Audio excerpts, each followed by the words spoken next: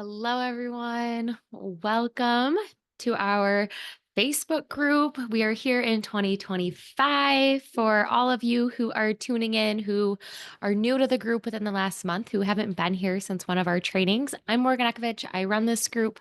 I'm also the founder of Get Fit With Me and the Empower Her Wellness podcast. I hope you had a great holiday.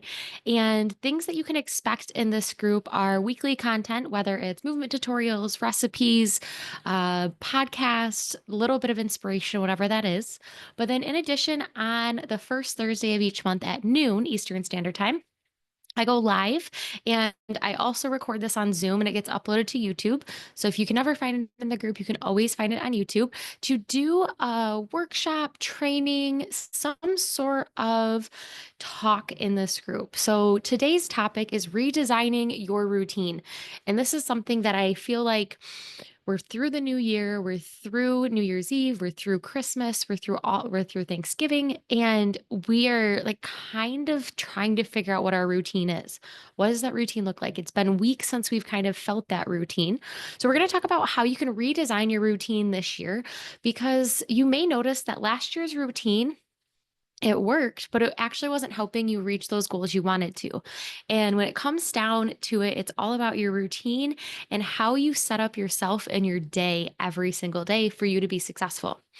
So, we're not going to have too much time to dive into this. These trainings are more of an overview of a concept that I teach about a lot deeper inside our inner circle.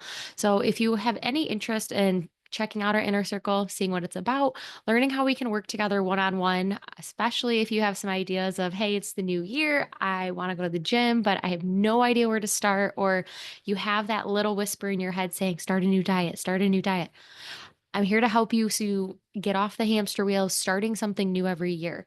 So if you have any interest in that, just drop me in the comments below and I'll reach out to you, give you all the details. We'll jump on a quick call just so I can make sure I relay everything really clearly. So, as we kind of move in today, we're going to be talking about redesigning our routines. So, first thing we want to do is we first need to identify our wellness priorities. So, for instance, what are four key areas that we're going to focus on? For me, mine are always nutrition, exercise, stress management, and sleep. In there, I like to add mindset, but I also feel like mindset kind of falls into each of those categories. So I want you to first get out a sheet of paper and I want you to write down I want you to identify some of those areas that you want to prioritize this year.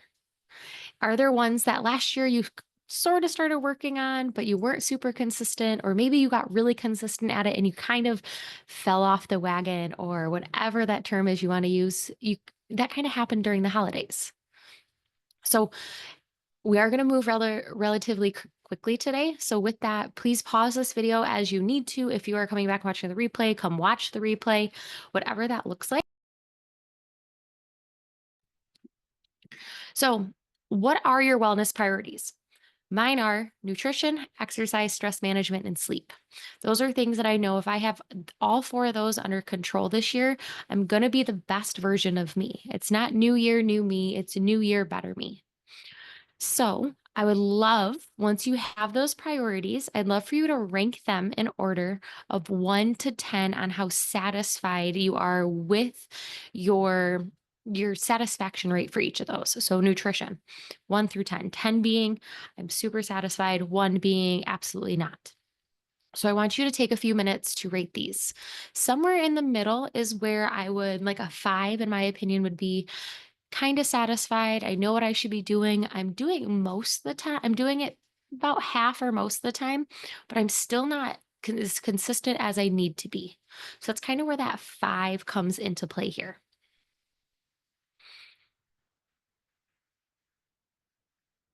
So as you're writing these, I am going to drop mine in because these are all ebb and flow of what's going on throughout the year. So we're just looking at it as a whole. And I'm going to rate mine and drop them. I would probably say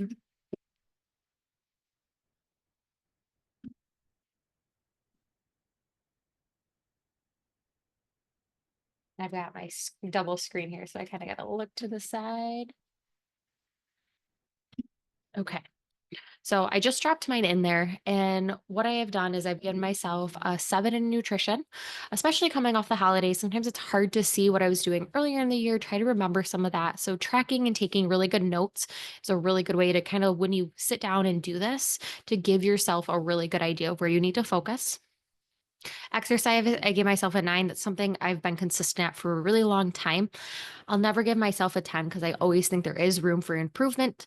Stress management, I gave myself a 5. That is one that personally, for me, stress affects me differently at certain times. And I've tried out a few things when I feel really stressed, and sometimes they work, sometimes they don't. So I haven't quite figured out my exact lacking key for when I am managing my stress and what that balance looks like.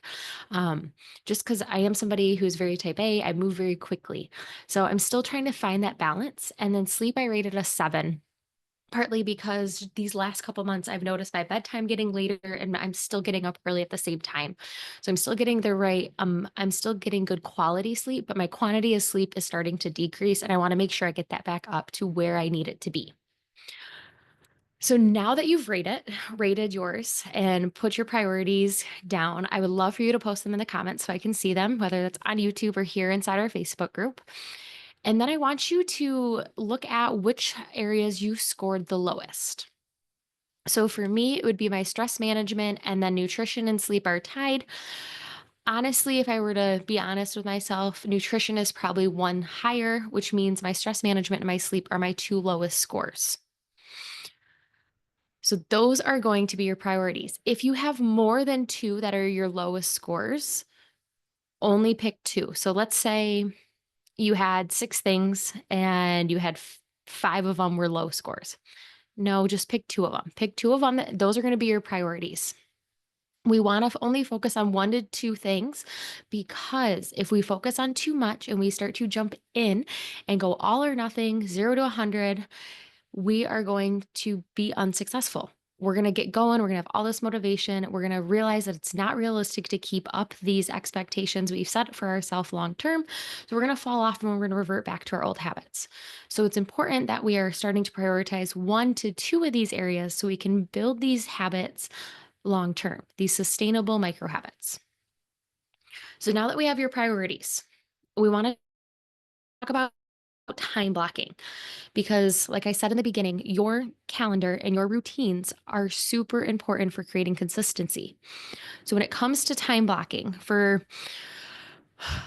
time blocking is one of those things where if you do not use a calendar or planner right now, I can guarantee you don't know where your time is going. So that is the first thing you need to do before you do any of these other steps, is you need to get a calendar or a planner and you need to start using it on the regular. I love my Google Calendar because I can color code it. It's down by the hour. I used to love the Passion Planner because that you can get it in the hourly as well.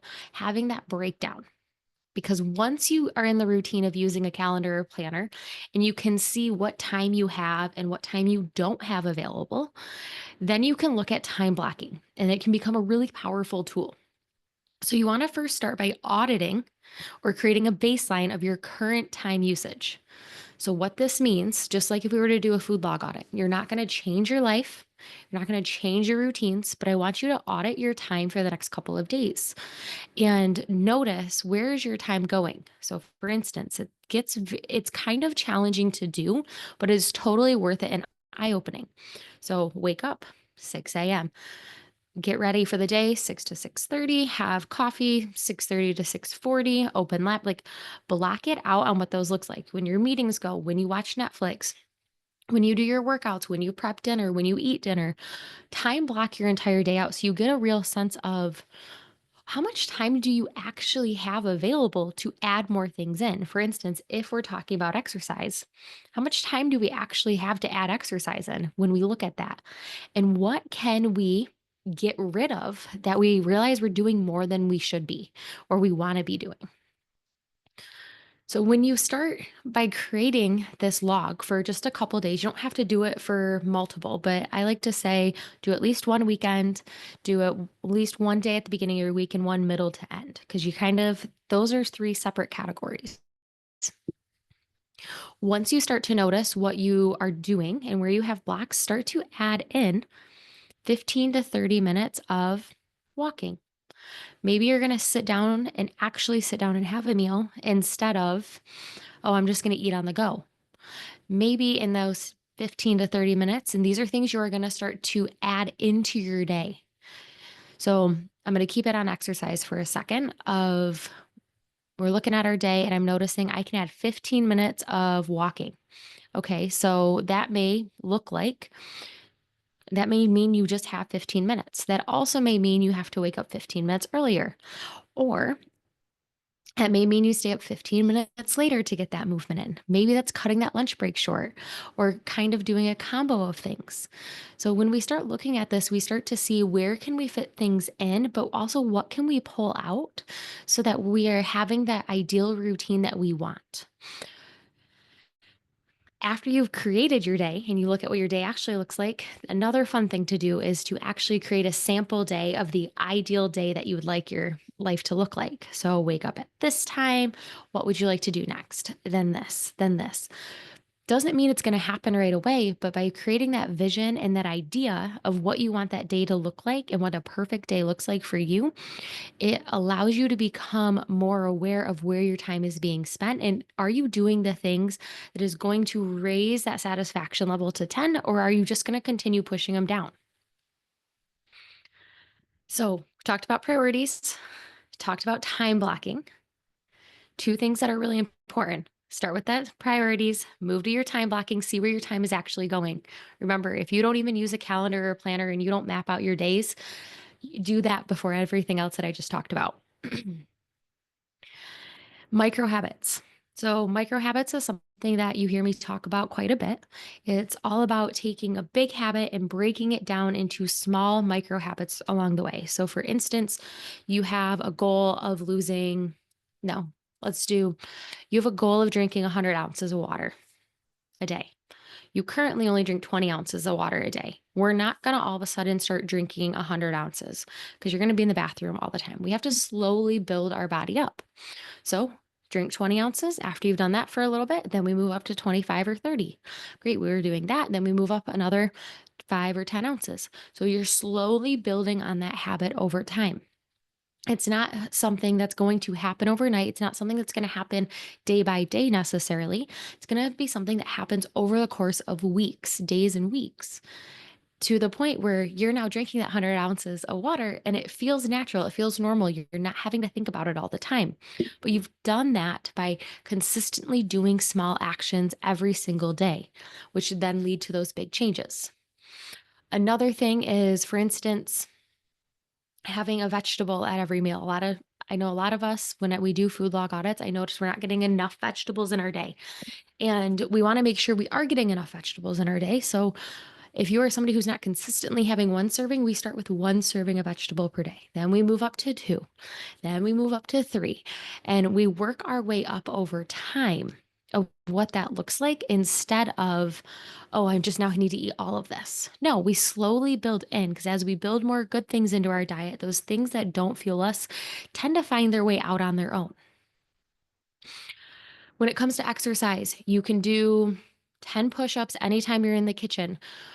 That right there is just going to get you in the habit of moving your body. For instance, if you are waiting for the microwave, anytime, make a commitment to yourself. Anytime the microwave is on and you're waiting for something, do 10 push ups. Maybe that for you looks like every morning when you get out of bed, instead of grabbing your phone, you are going to do a 2-minute meditation, deep breathing practice, either when you get out of bed or right before you go to bed. That's a good stress management micro habit.